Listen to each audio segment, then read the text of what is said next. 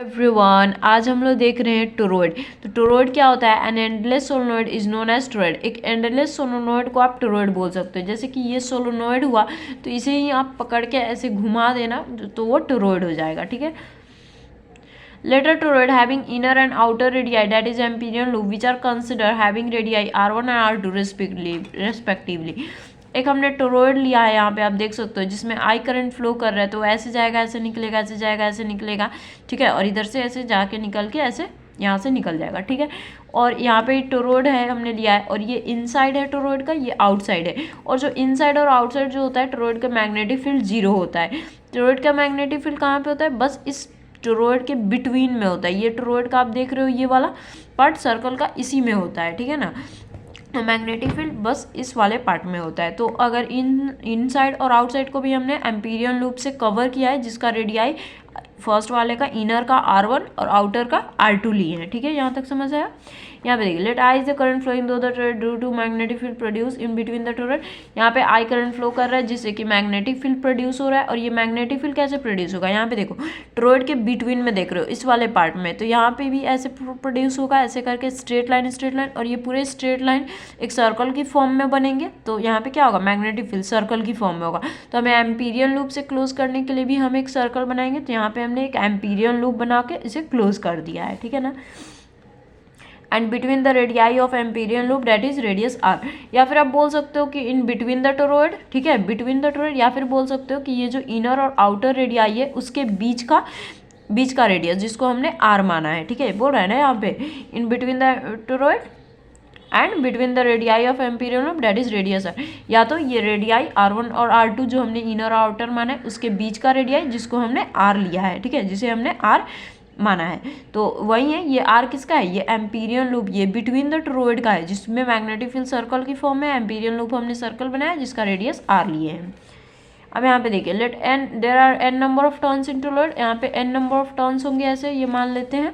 ठीक है। और n is the number of turns per unit length. यहाँ हमें पता है कैपिटल ये नंबर ऑफ टर्न्स क्या होता है? Small n, number of turns per unit length. ठीक है ना।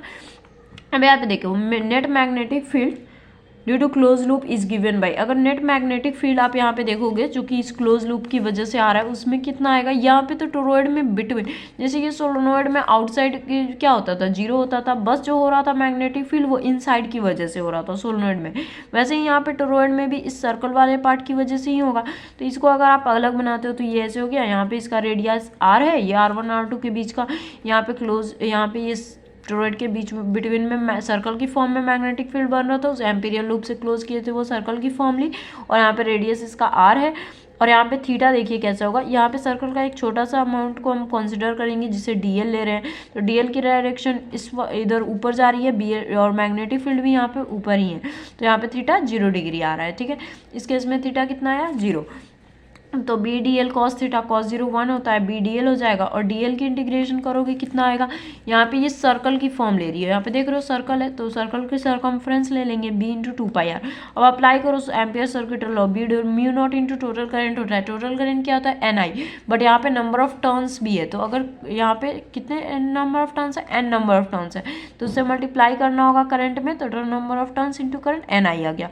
अब यहाँ पे देख रहे हो एल एच एस इक्वल है, तो आर एच एस इक्वल हो जाएगा from first and second, B into 2πr mu naught N I के इक्वल हो गया। यहाँ से बी निकालो, mu naught N I by 2πr। अब यहाँ पे देख सकते हो एन इज इक्वल्स टू कितना था? N by L. और एल यहाँ पे क्या है? ये सर्कल की, ये एल जो क्या है? ये सर्कल की सर्कमफ्रेंस है। ठीक है, तो इस सर्कल का सर्कमफ्रेंस ले लोगे आप, तो सर्कल की सर्कमफ्रेंस 2πr, तो n बाई 2πr हो गया।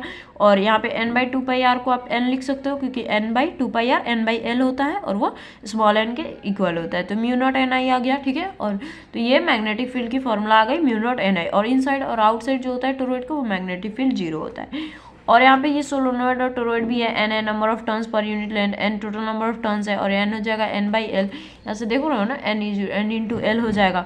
फिर I N L I B L के इक्वल हो जाएगा म्यू नॉट आई ई, क्योंकि ये दोनों बी एल यहाँ पे आई करंट है और BL भी आई की इक्वल है, तो दोनों एक दूसरे की इक्वल हो गए, कटाओगे ऐसे म्यू नॉट NI आ जाएगा यहाँ से।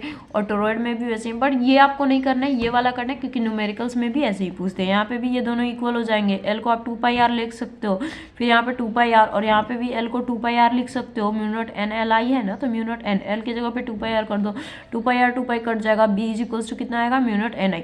तो ऐसे भी फॉर्मूला निकल सकता है। और यहाँ से ये कैपिटल NL हो रहा है और L को आप 2πr रख सकते हो, तो ये ये ऐसे भी निकाल सकते हो आप, बट ये वाला कर लेना। ये आपको आई होप समझ आई होगी। सो नेक्स्ट वीडियो में मिलते हैं, बाय गाइस।